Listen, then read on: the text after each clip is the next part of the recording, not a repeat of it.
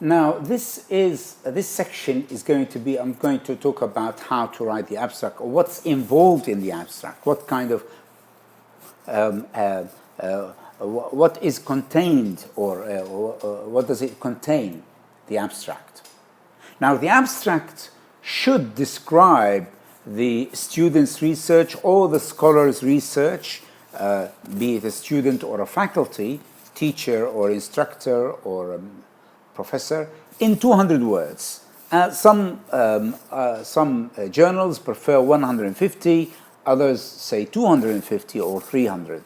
So, of course, this 200 or 300, you should make use of it very wisely. You should not waste these 200 or 250 or 150 words writing just general comments in the abstract.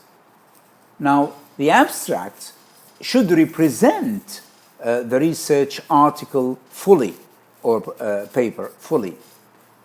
It should, of course, I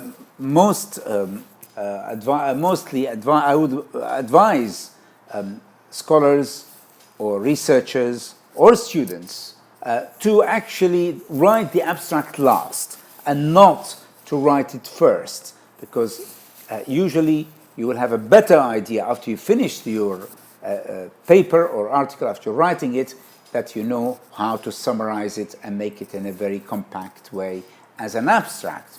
And this is, of course, after you finish the whole article, so that the abstract can reflect here the content in precisely and more accurately.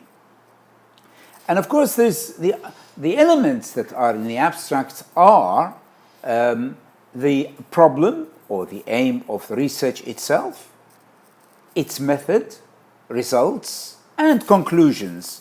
And of course, all of these needs to be included. So the problem or the aim, the method, the results, and the conclusion.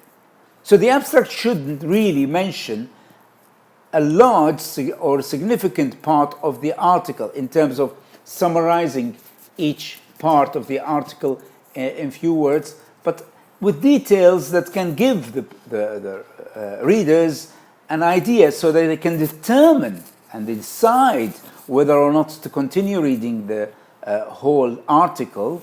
And of course, it should, the abstract should make it interesting and should be, more importantly, accurate, though.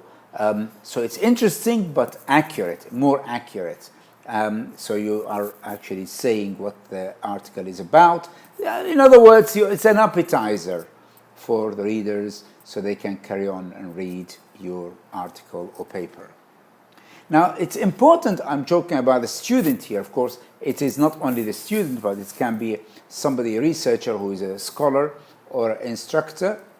The student or the researcher should not promise to provide more information than what the article really is saying or containing. And that is extremely, extremely important.